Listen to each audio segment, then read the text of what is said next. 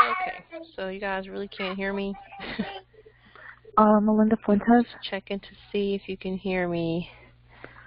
Testing, testing. Okay. Hello?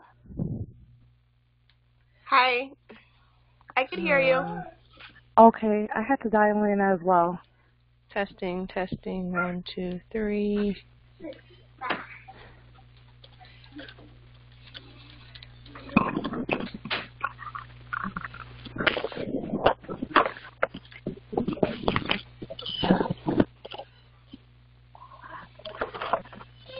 Yay, okay.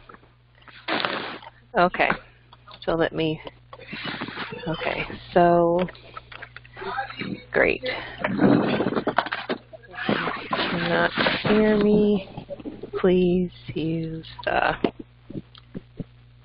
that's so weird. I don't think people have had to do that before, but okay, good. Sorry, guys. Let me put this note up for anybody who needs to hear. 058. Okay.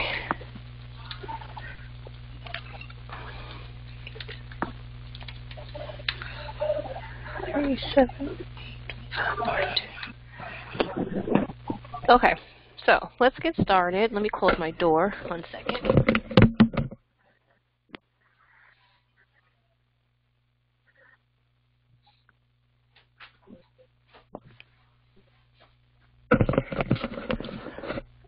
Okay, so what we're going to do, I'm going to work through a test review, and then if you have any questions, I want you to just shoot them this way, ask away. Do not hesitate to kind of stop me if you have a question. And I'm recording our session, so I'm going to kind of just work through the problems, but it's recording, and I'm going to post it shortly after we finish. So if you want to watch it again and again, you can do that. And anybody who's not here, they can have access to it as well. So let's get started. Okay. So number 1 is to solve the inequality problem. Okay. All right, so solve the inequality. Give the solution set in both set builder notation and graph form. So this is an OR inequality. So that's one thing we want to pay attention to. But let's solve each inequality. So we have x minus 2 is greater than 1. So if we add 2 to both sides, we'll have x, negative 2 plus 2 cancels out, is greater than 1 plus 2 is 3. Now let's do the other one. So x plus 2 is less than 1. To get x by itself, I'm going to subtract 2 from both sides. So that cancels out, and I have x is less than 1 minus 2 is negative 1.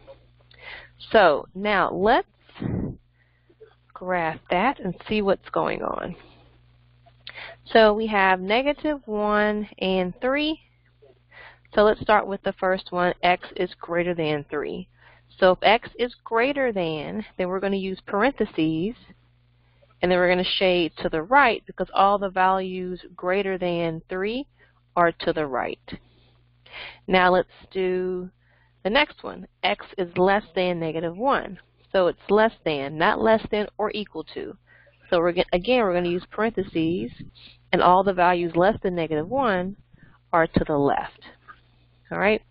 Now, this is an OR inequality. So that means that the solution is going to be both of the inequality solutions. So if we wanted to write this in, say, interval notation, and I know it didn't ask for that, but you need to know that as well. So interval notation, we always start from the left and go to the right. The very left of a number line would be negative infinity, and the very right is positive infinity. So we have two different intervals here. We have the first interval, which is negative infinity, all the way to negative 1, with parentheses, because we're not including negative 1. You could also graph this like this. Some people use open and closed circles. That would be an open circle shaded to the left. And then we're also going to include the union of the next interval starts at 3 with parentheses because we're not including 3. So we can use an open circle, and then all the values greater than 3. So that interval will be 3 to infinity with parentheses. You always use parentheses with inequalities as well. No, with infinity symbols. Sorry about that, with infinity symbols. Now, set builder notation, it's really just looks like this. So you would use a little curly bracket. You'd write the x like this with a bar. So that means all values for x such that x is greater than 3 or x is less than -1. So set builder notation is kind of just listing both of the solutions together. That's really all that means. So this is set builder, and then this is interval notation. Okay, so let's keep going. Number 2, we have a compound inequality.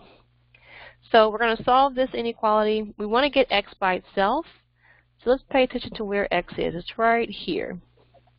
So to start getting x by itself, let's get rid of this divided by 2. So the opposite of dividing by 2 is multiplying by 2. But we have 2 inequalities, so we need to do it on both sides to address both inequality symbols.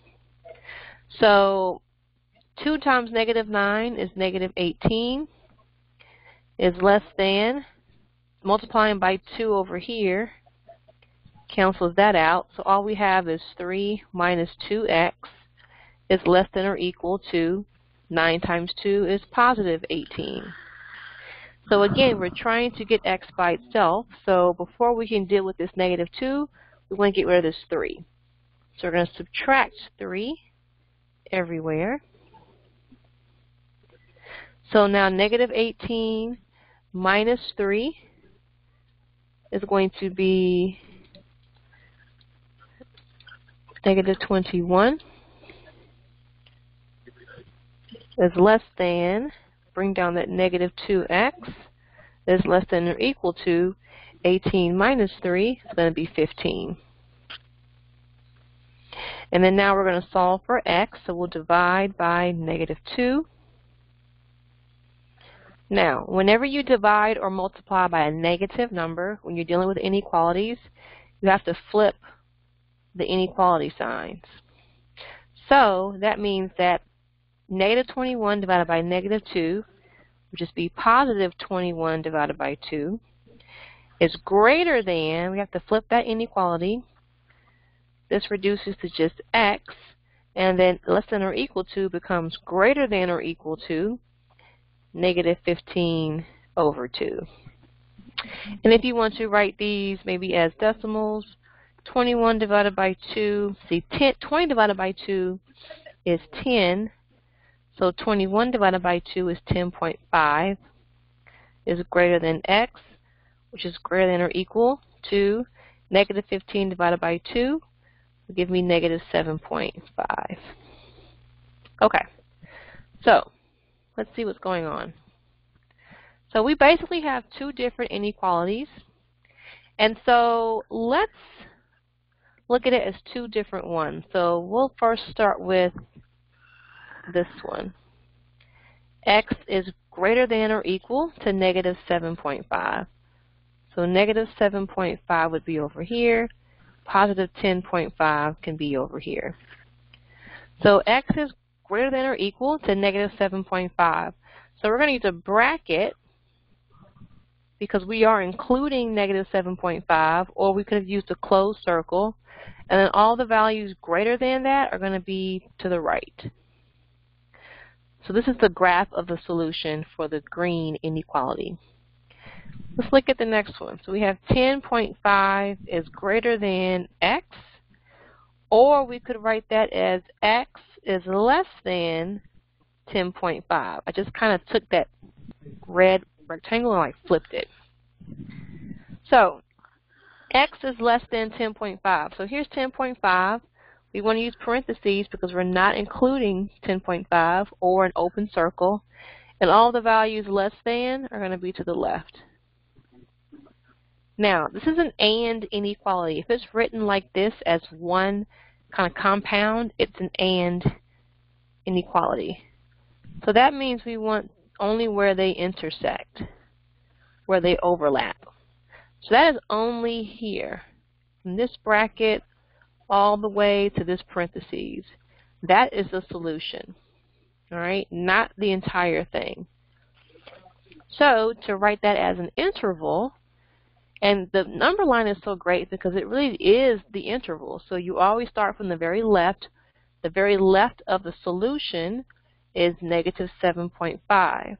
And then we're going to use a bracket because we are including that value all the way to 10.5 with parentheses.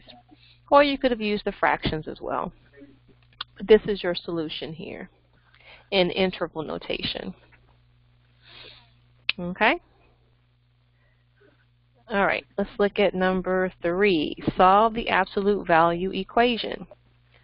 So this one we solve like you would do the other absolute value equation. So we drop the first absolute value, 2s plus 2 equals, then drop the second one, s plus 6.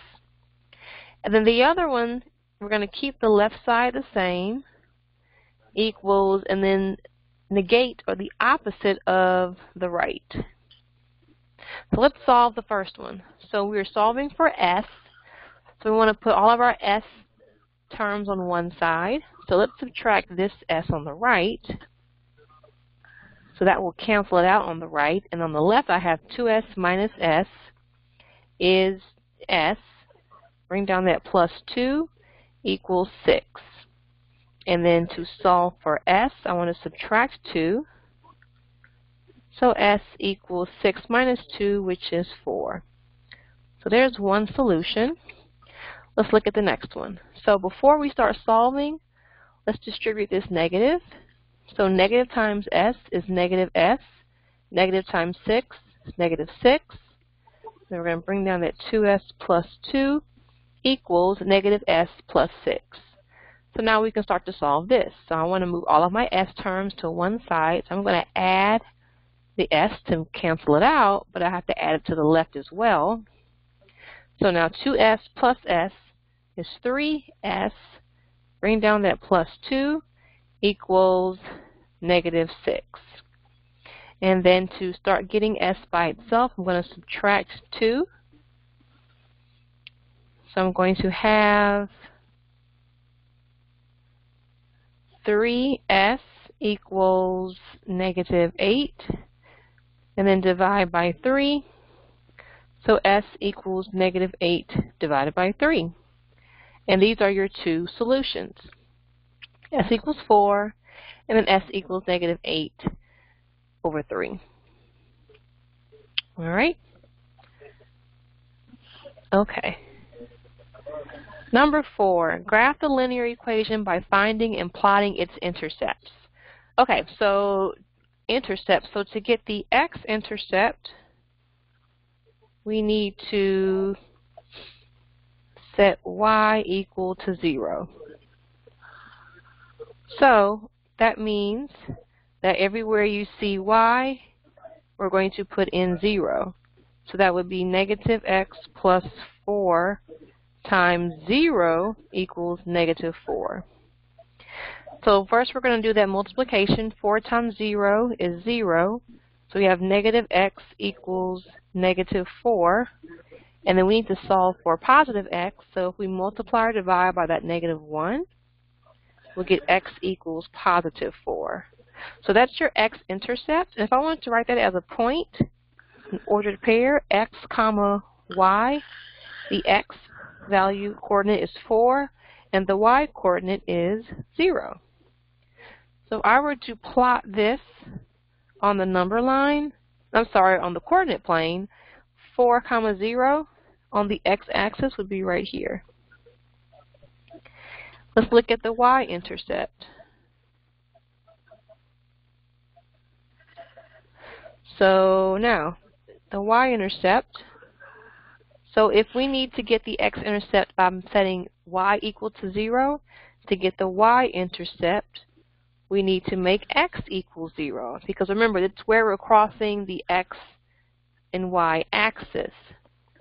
So if it is crossing the axis, that means that if it's crossing the x-axis, that means that its y value is 0.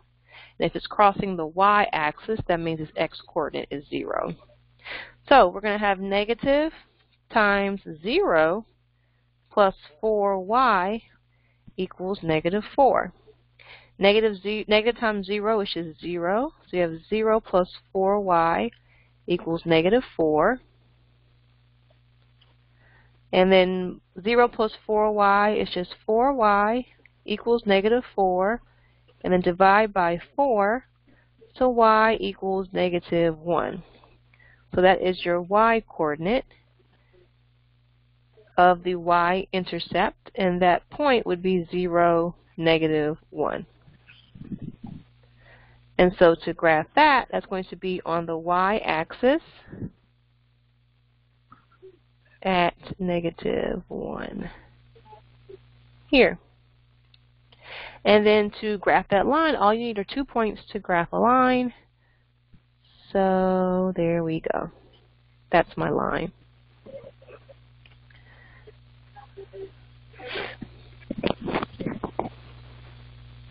It's a little smaller. Whoa. Whoa. Sorry, guys. Okay. There we go, so we can see it better. Okay. Number 5, find the slope and y-intercept of the line. So remember that slope-intercept form, what is happening? Okay. All right, slope-intercept form is a very helpful form, a way to write an equation, a linear equation. So y equals mx plus b. So b is your y-intercept, and then m is the slope. So in order to identify the slope and y-intercept, we need to make this equation into slope-intercept form. So basically we want to solve it for y. So to start doing that, I'm going to add 4x to both sides. So on the left, I just have 5y equals, and since I want it to be in the form mx plus b, I'm going to write that positive 4x first, and then that negative 45. And so now, again, I'm trying to make it y equals. So to get closer to that, I'm going to divide by 5 everywhere in the equation. So 5 over 5 cancels out, and I just have y equals 4x over 5. It could just be 4x over 5. And then negative 45 divided by 5 is actually just negative 9. So now you can see this is in slope-intercept form. So now I can just identify the information that I want. So if m is your slope, that is the coefficient for the x term, the slope here is 4/5. And if b is your y-intercept, that means that the y-intercept for this equation is negative 9. And that is going to be the answer to the question. Remember that the sign in front of the number or term goes with that number or term. Okay. Number 6, write the equation of a line through the given points in slope-intercept form. So just to remember, slope-intercept form is y equals mx plus b. So to write an equation in slope-intercept form, we have to know two things, the slope and then the y-intercept. There's actually two ways to do this. I guess I'll show you both. There's only one way to get the slope. So when you are trying to find the slope, if you are given 2 points that are on the line, we use the slope formula, y2 minus y1 over x2 minus x1. Basically, you are subtracting your y values divided by the difference or subtracting your x values. So it may help to kind of label the points. So this first point, we'll call these values x1 and y1.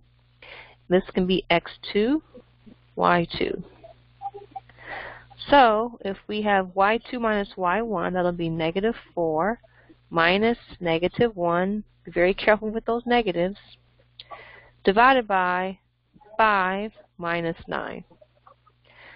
So negative 4 minus negative 1 is going to be negative 3. And then 5 minus 9 is negative 4. And you never want to leave it as negative divided by a negative. Go ahead and simplify that to positive 3 over 4. So we have the slope part of our equation, but we need the y-intercept. So there's 2 ways to go about doing this. One way is to pick a point, one of your points, use your m, your slope, and solve for b, and then go back and plug it in. So let's see. I'll call it method.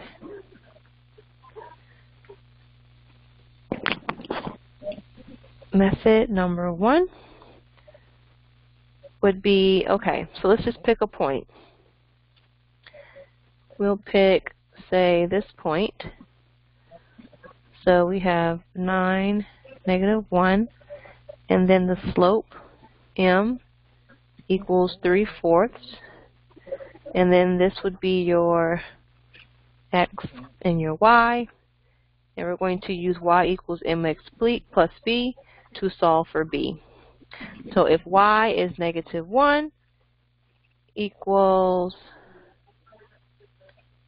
I'm going to use my colors. So negative 1 equals 3/4, that's your slope, times x, which is 9, plus b.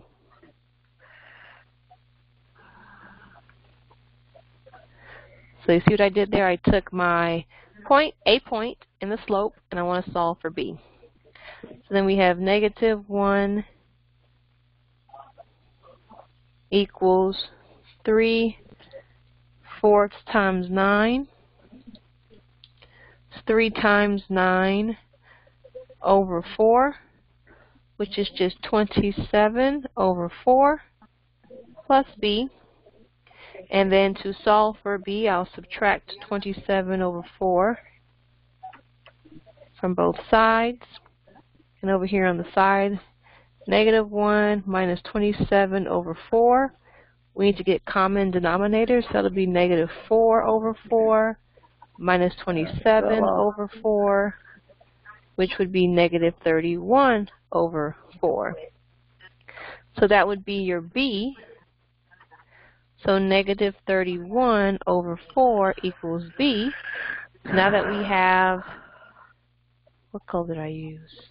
I used blue. Okay. I want to make this a little smaller.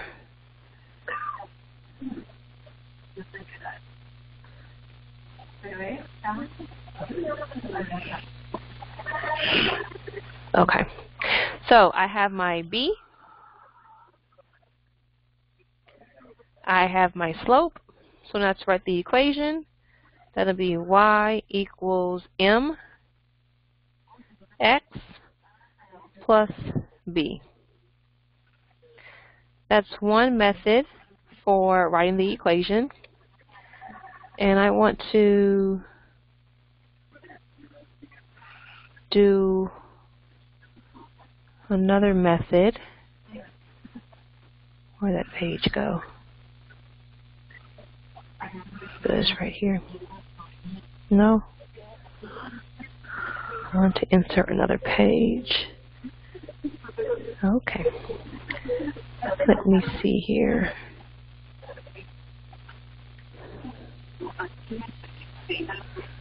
Insert.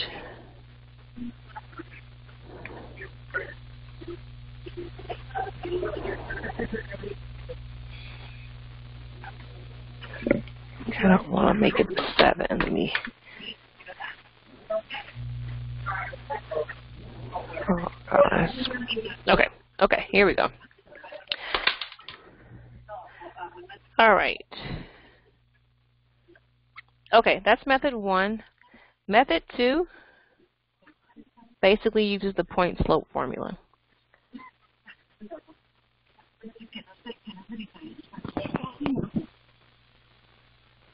And it doesn't matter which you use. The book uses point slope, but I just wanted to show you that there's multiple ways to get the answer.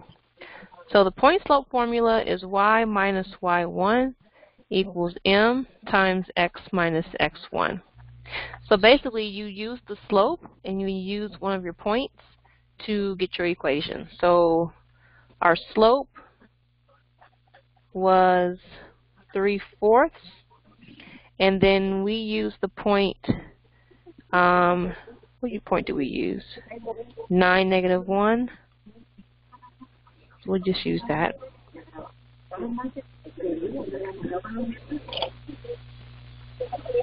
And we plug it in here. So it'll be y minus y1, which is -1, equals m, which is 3/4, times x minus x1, which would be 9.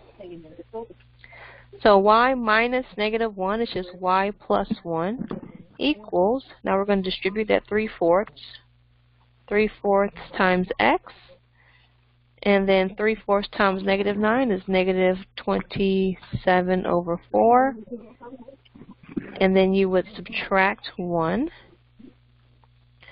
So we have y equals 3/4 x. And then we already found at the top how to get -27/4 minus 1.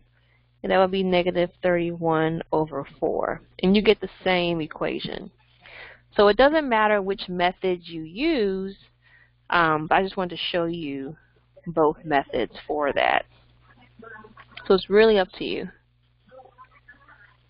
Okay, number 7, write an equation of the line in slope-intercept form, and it passes through -412, and it's perpendicular to 5x plus 7y equals 63.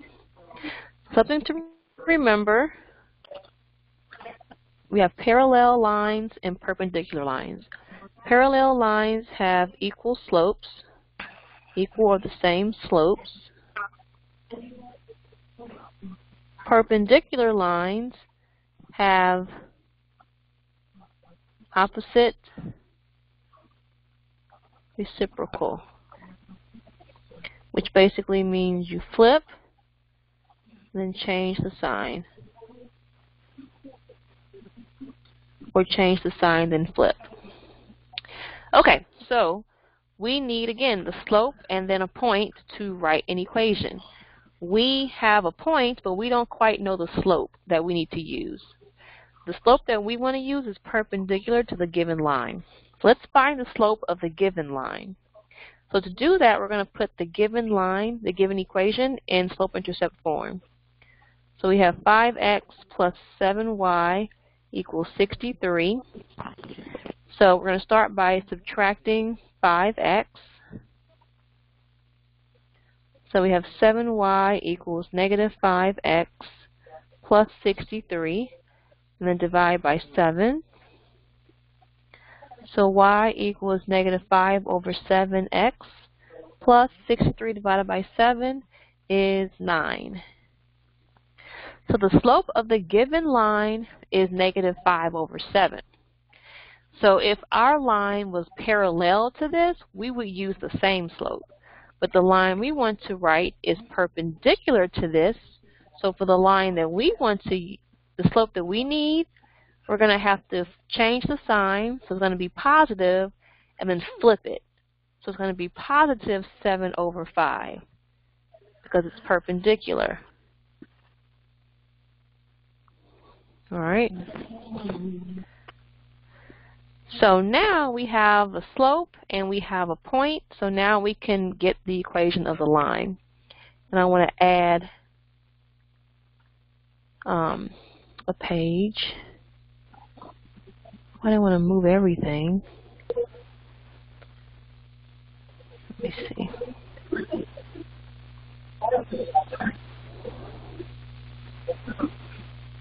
Okay. So now I'm going to take the slope that I now found and then the point that was given to us. So let's see, the point was -412. So let's use point slope formula. Y minus y1 equals m times x minus x1. So x1 and y1 we're going to get from our point, and then m we're going to get from the negative reciprocal, opposite reciprocal. So we've got y minus 12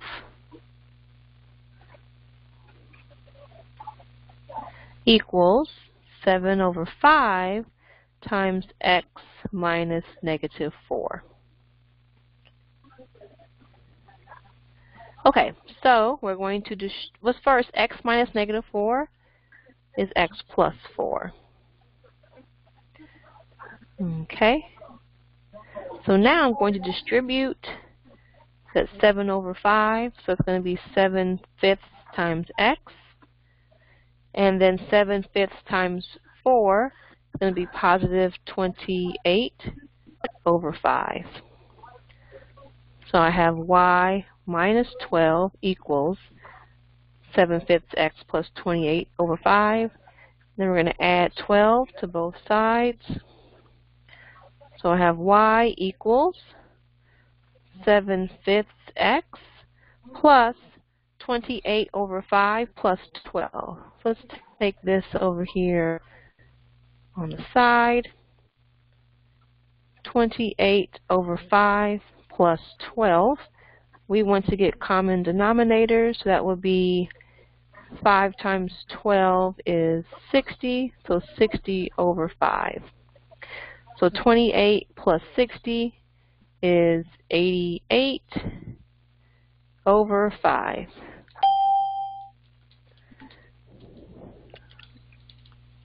Okay, so 88/5 would be your y-intercept. And this would be your equation here. All right. So remember, you can use a graphing calculator when you do any test in this class now. So, you know, if that helps you be more comfortable with finding some of these values, please do that. Please, please, please, please, please do that.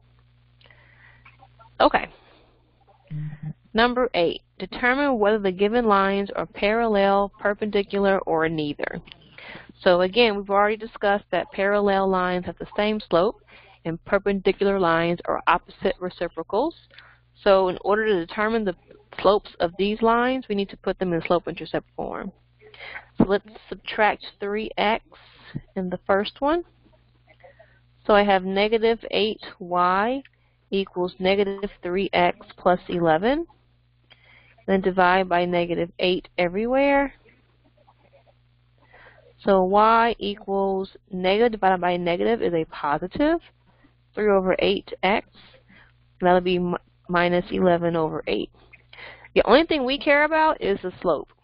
So the slope of this line is 3/8. Let's figure out the next slope. So we're going to subtract 32x. So I have 12y equals -32x plus 11. Divide by 12.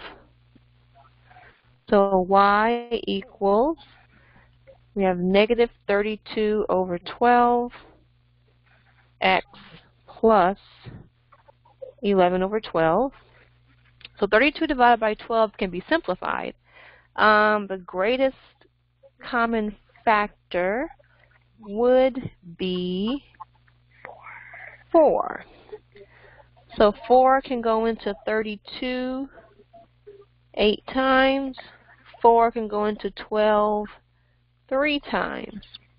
So this will end up being y equals negative 8 over 3 x plus 11 over 12. So the slope of this line is negative 8 over 3. So we notice they are opposite reciprocals. So that means that these two lines are perpendicular. Okay? If the slope of the first line was 3 over 8 and the second one was also 3 over 8, then they would be parallel. And if they weren't either one of those types of slopes, they would be neither. All right? Okay, determine whether the relation is a function. So in order for a relation to be a function, every input must be connected to exactly one output. A quick way of checking for that is if you see one of your inputs or one of your x values repeating, it's not going to be a function. So let's see. If we can list, so remember your domain or your x values, and then you have your range or your y values. Let's do a mapping. Let's list the x values. So we have -5, -3, and 2. And then your y values are 4, -7, 6, and then 4 again. Okay, so -5 maps to 4, -3 maps to -7, 2 maps to 6, and 2 maps to 4.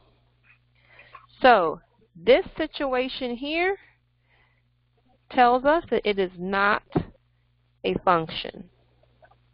Okay? Because every input must only have one output. Now this over here, this is okay. That doesn't make it not a function. Sorry about that. But this input of 2, giving us 2 different outputs of 4 and 6, means it's not a function. So because, and also like I said, 2 is repeating in here, so it's not a function. So the answer would be no, not a function. Now we can determine whether a graph is a function by using what's called the vertical line test. All right, so what that means is that if there is anywhere on the graph where you were to draw a vertical line and it crosses that graph more than once, that means it's not a function. But as you can see here, no matter where I draw a vertical line, it only crosses that parabola, that U-shaped graph, one time. So it passes the test. So the answer is yes, it is a function. Okay? An example of it failing would be if this were your graph and then you were to draw a vertical line and it crosses it more than once. That would be no function. All right? Okay. Number 11, find the function values. This is introducing function notation. Let me do that. Okay, so all this means f of x. So that just means the function is f and x is the independent variable. And f depends on x. So f of 4 just means that everywhere you see x, I'm going to plug in 4. So it's going to be 4 squared minus 2 times 4 minus 1. And then we're going to follow order of operations. So 4 squared is 16. It's 4 times 4. Negative 2 times 4 is negative 8. And then bring down that minus 1. And then going from left to right, 16 minus 8 is 8. Minus 1 equals 7. So f of 4 equals 7. Just be very careful when you're plugging in your numbers from function notation. Okay, number 12, find the domain of the function and write the answer in set builder notation if applicable. So to find the domain of a function, you've got two things you want to check for. So one thing is to see if you have a denominator. If you have a denominator, the bottom can't equal 0. So if you do have a denominator, if you have a variable in the bottom, you would set the bottom equal to 0, and whatever you end up solving for x, you would exclude those values. Another scenario is if you have a square root. So if you have a square root, the radicand, or what's underneath the square root, can't be negative. If you don't have one of these two cases, it's all real numbers. So looking at this function, f of x equals x squared plus 7, we don't have a denominator with a variable in it, and we don't have a square root. So this is going to be all real numbers. If you were writing an interval notation, that would be negative infinity to positive infinity. And in set builder, you pretty much would probably just write all real numbers, actually. You would do this squiggly bracket x such that x is all real numbers. And what that means is that any real number, x could be any real number, and your function will still be a function. It will still have no restricted values. Because sometimes if, there may be a value that will cause your function to be undefined or cause it to be an imaginary number. Like, let's look at this. This is kind of a weird one too. But okay, find the domain of a function and then write the answer in set builder notation. So we have a denominator here.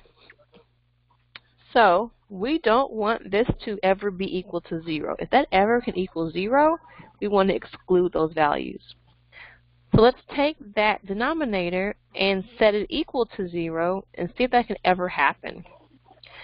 So if we look at this, if we were to try to solve this, and if we're only in the real number system, we get x squared equals negative 20. And we haven't learned yet what to do with this, but right now, if we take the square root, this can't happen. This is not a real number. Okay? What that means is, so remember, anything squared is going to be positive, right? Even if it's a negative number, negative 1 squared is negative 1 times negative 1, which is positive 1. So the only way that this that I circled in red could equal 0 is if there was a way that x squared could end up being negative 20. But that would never happen. That could never happen. So even though we have a denominator, in this case, the denominator will never equal 0. So that means that this is also all real numbers. Okay? What I'm going to do is make up a problem where it's not all real numbers. So, oops.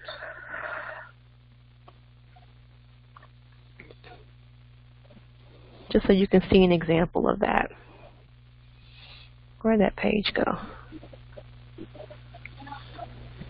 Okay. All right, this is me making a problem up. Just kind of bear with me. Okay. All right.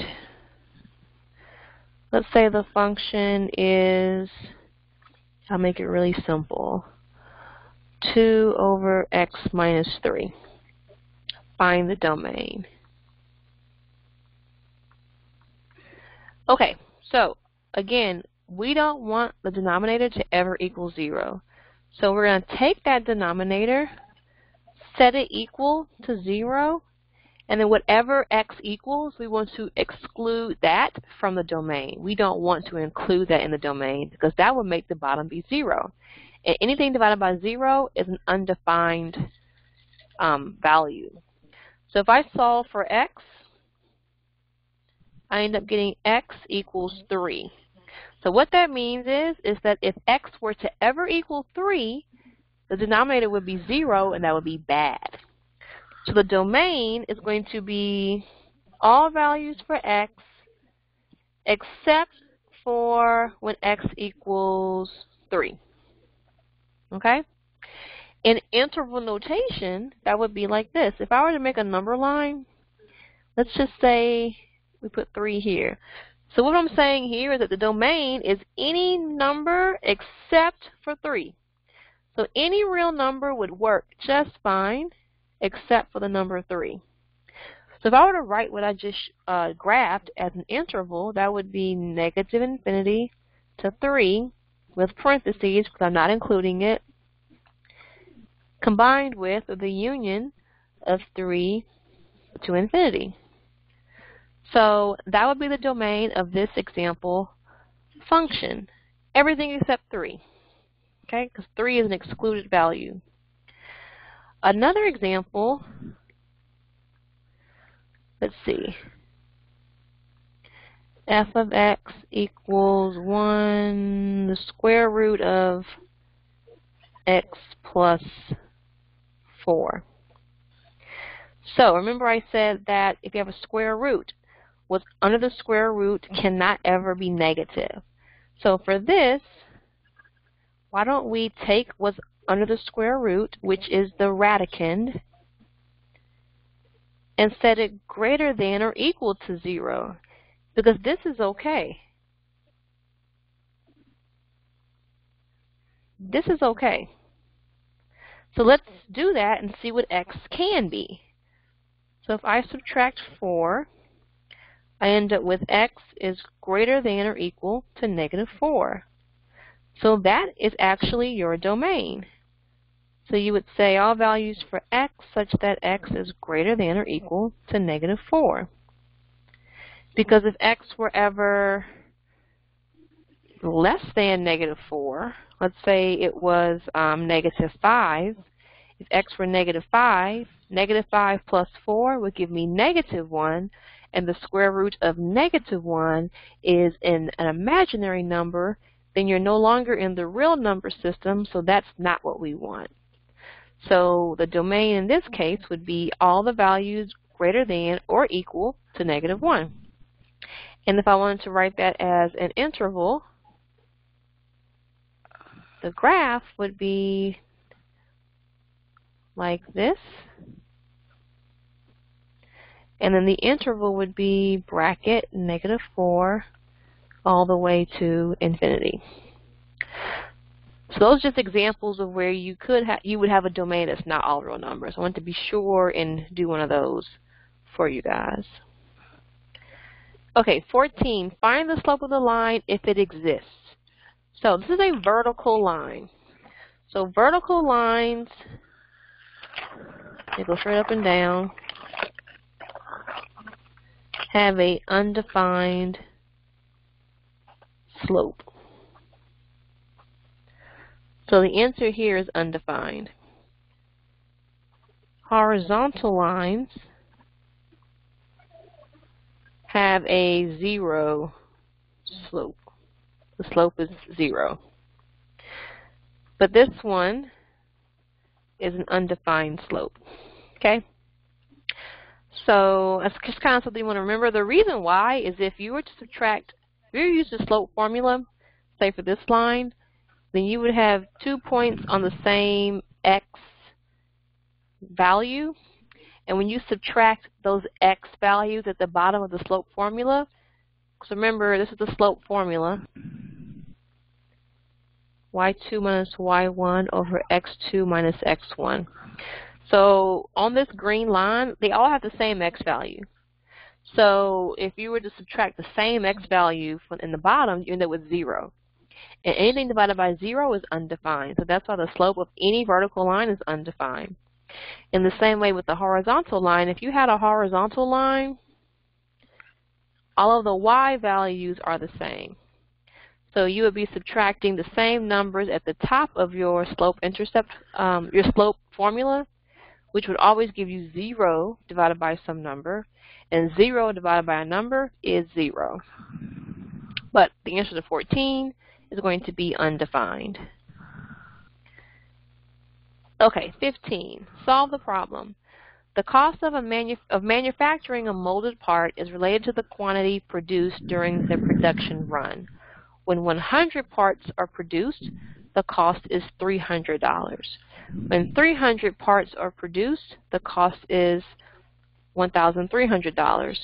Find and interpret the slope of the line representing the change in cost per part.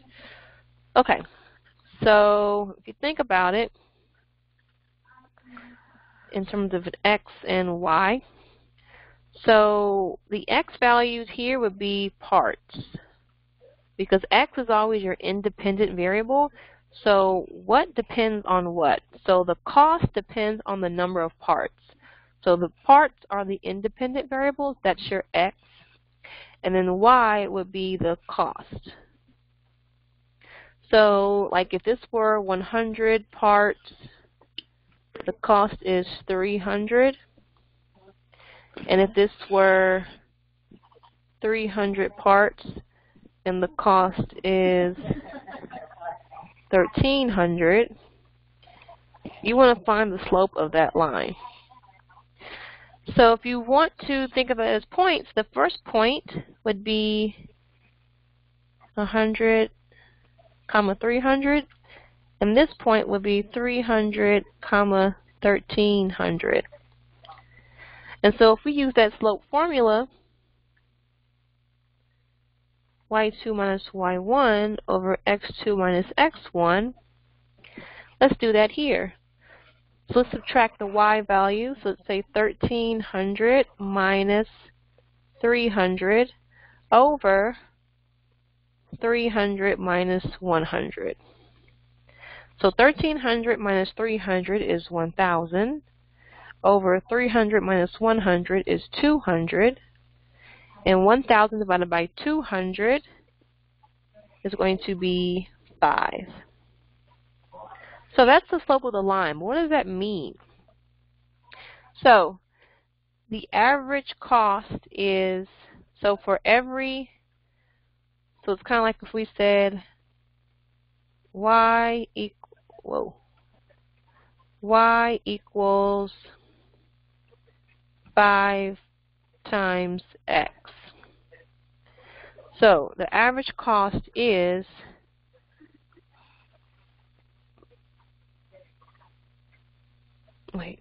dollar per part.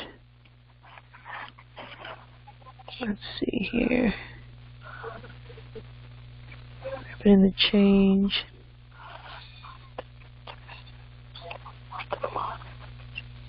So it'll be $5 per part. The average cost is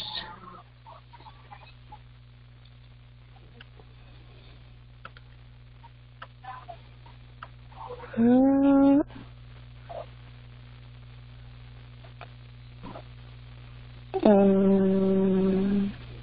don't know how they're trying to word that. So the slope of the line is definitely 5. That's the rate that it's changing. And then I think this sentence is throwing me off. Average cost. $3 per part.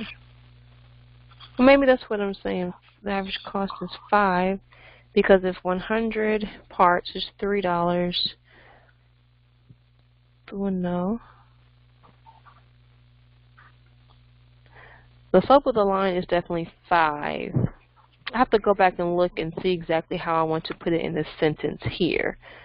But the slope is 5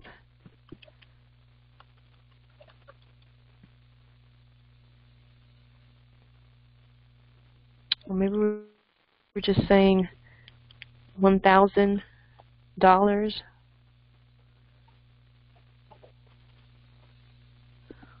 Or one per $5. I don't know. The slope is 5. So I will post an explanation of this sentence when I post the video. So I don't want to hold you guys up longer. Okay. So 16, solve the problem. Laura needs to have her car towed. Little Town Auto charges a flat fee of $40 plus $2 per mile. So $2 per every mile. So 2 times M. Find the cost of having a car towed 5 miles. So your expression would be 40 plus 2M. So like if it was 0 miles, it would just be your $40. If it's $2 per mile, so if it's 1 mile you're being towed, it'll be 40 plus 2 times 1. 2 miles will be 40 plus 2 times 2. If it is 5 miles, it would be 40 plus 2 times 5, which would be 40 plus 10, which is 50. $50 would be the cost of having a car towed 5 miles. All right, solve the problem. The cost of having a car towed is given by the linear function c of x equals 2x plus 50, where c of x is in dollars and x is the number of miles the car is towed. Find the cost of having a car towed 15 miles. So it's a very similar problem.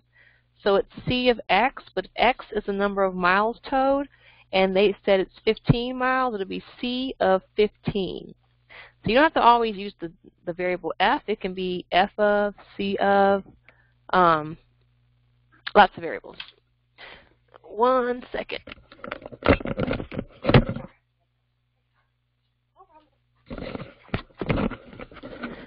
Okay, so we've got 2 times 15 plus 50. 2 times 15 is 30 plus 50. 30 plus 50 is 80. So $80 would be the cost of towing it 15 miles. Okay, use the graph of the function to answer the following questions. Find f of -1 and find x when f of x equals -1. I want to make this bigger now. Maybe even bigger. Just so we can focus in even better. Okay. So find f of -1. So let's focus on that one. F of -1. What that's saying is if x is -1, what is y? That's what this is basically saying. So let's see. Let's go to an x is -1. So here is -1 on the x-axis, and let's just kind of see what's happening when x is -1 on our graph. Okay, so the graph is crossing this x equals -1 line only at this point here. And what is the y value of this point? 0. So here, the answer,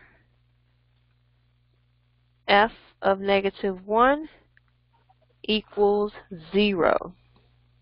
Okay?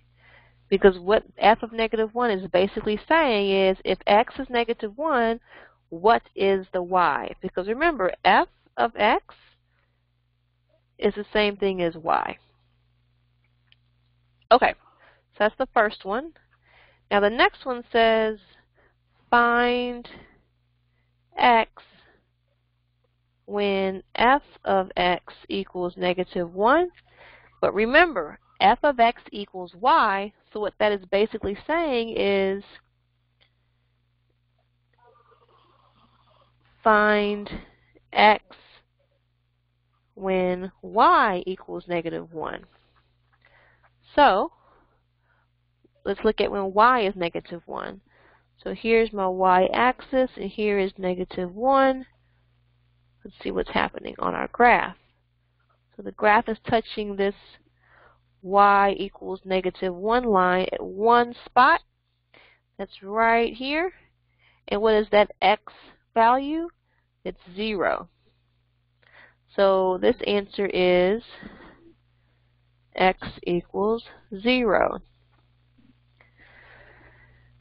But this is really checking to see if you understand what function notation really means. Okay, so remember that f of x equals y.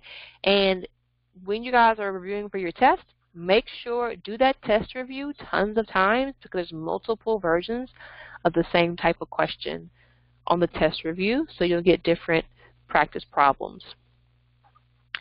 Okie doke. 19. Match the graph of the function listed whose graph most resembles the one given. So really you want to just memorize these what's called parent functions. So this is actually a cube function. So there is a page in your textbook. Let me find it really fast. It's like at the end of chapter 1. Yeah. Page 56 in the book. And it goes through all of those parent functions. And so this function is the cube function. F of x equals x squared. So you want to just kind of memorize those 1, 2, 3, 4, 5, 6, 7 different ones. All right, and then the last one is use a graphing calculator to graph the function. So if you memorize your parent functions, you don't even need the graphing calculator. This is a reciprocal function. So it looks something like this. But let me show you in the graphing calculator how you would do that. And I'm going to need to grab my graphing calculator application, which hopefully I have one on here. If not, I will get one off the internet. So give me just a second. If you guys have any questions while I'm doing this, put them in the chat or just say something.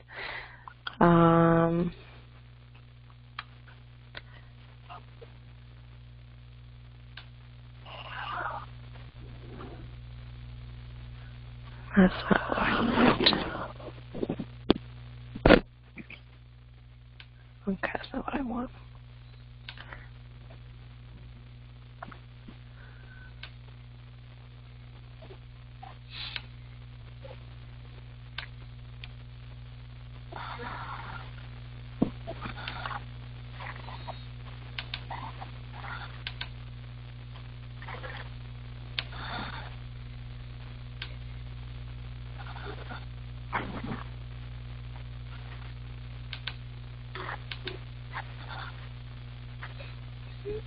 Okie dokie. I think I'm going to have to change a setting here.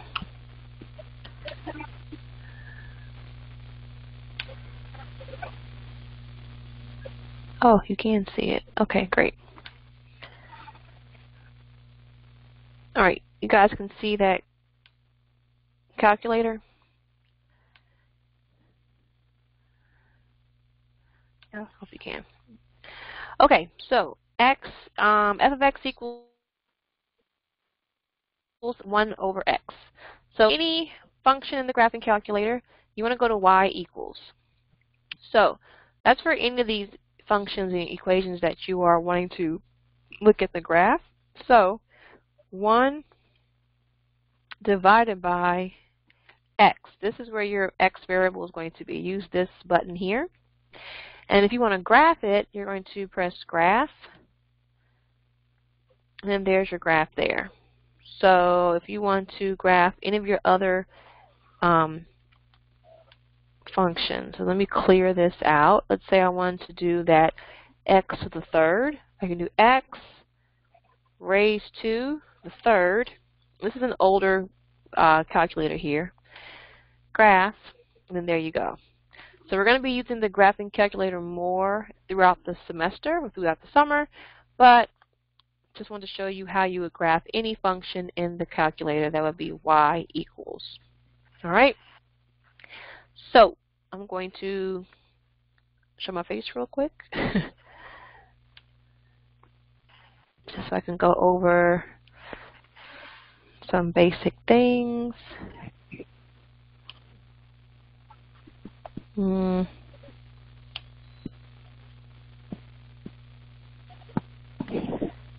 y'all see me? I don't know if you can see me, but either way, that is the review. So again, I know this is a really quick first test, but we actually have 3 tests in the final in 6 weeks. And in this material is a lot of review from the previous class.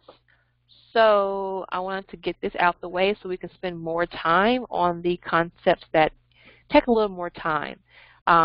Please come to the depot if you need to get any help. So we are open just till 12 tomorrow because early Fridays start on tomorrow at the college. We are open on Saturday, I think. I don't know. I think we are open on Saturday. That's just till 12. And then we are open Monday, of course. So you have all day Monday to take the test in any Valencia testing center. Yeah. So I know at first I said just Osceola, but I decided the week before class to allow you to go to any testing center. Please take the test review multiple times. It's a lab grade, so your grade is for a grade, but you can do it multiple times. Okay? Can y'all see me? Okay. You can do it multiple times. Your highest grade will be the one that is accepted, will be counted, rather. And that test review is very similar to the tests. I also encourage you to practice taking the test. So definitely carve out some time in your day to take the test with no help, no notes. Maybe get your laptop or computer, have some quiet time, and really practice taking the review as if it's a test so that you are used to that feeling. Maybe have a timer. Well, I think the test review has a timer just like the real test.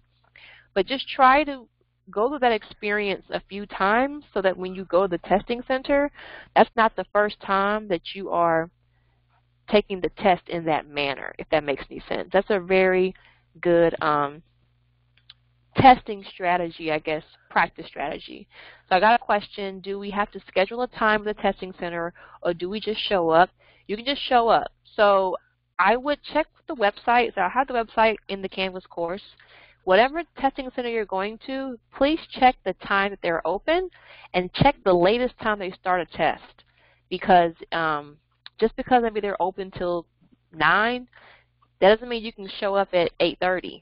I think most of them stop administering tests at least an hour before they close. But you do not have to schedule a time. But please don't wait to the last minute to take your test. And if you miss the deadline, I will allow you to take the test within that next week, but there will be a 20% penalty. So that means the highest you could get, oh, you can see me a little better. That means that the highest you can get is an 80 if you miss the deadline. How long does the test usually take? So you get 2 hours to take it. People tend to spend 45 minutes to 2 hours taking it, but you do have 2 full hours. And I would suggest that you kind of carve out 2 hours. So if you need that time, you can use all that time. If you don't want to rush, and you want to be able to kind of check your work. So, yeah. What else you guys got? Can y'all see me? I have my No. camera on. But can we use any notes? So you cannot use notes, but you can use your graphing calculator. So as you practice taking the test review and doing your work, get more and more comfortable with your graphing calculator, but you cannot use any notes on the test. Yeah, great questions, guys. So with that, I think I'm going to wrap this up so the video is not too long. I'll post this shortly as soon as it downloads and I can kind of fix a few things. It'll be available for you to watch. And I'll even probably have some older videos maybe I can post so you can watch those as well. But yeah, so this has been great. I hope it's been helpful. I know I had to kind of zoom through, but hopefully it's helpful. But this is me. I don't know if y'all can see me on my camera, but my office is in the depot. And if you have any questions, you can email me. Some of you have already been emailing, which is phenomenal. That's so important when you're an online student, is to contact your professor. You can't be afraid to contact your professor. And your professor should reply to you within a day or two. If you're taking an online class and they're not replying to your emails, that's an issue. You need to let the department head of that professor know. So I'm holding myself accountable. If we hold students accountable, we must be held accountable too. So don't feel like you're bothering me or any other professor you have online, because you have to ask those questions, you know, if you're an online student. But anyway, I'm rambling. So I'm going to let you guys go. But if you have any questions, just email me, stop by the depot, or give me a call. You guys have a great rest of the week, and we're starting off strong. Good job, guys. Talk to you later. Bye.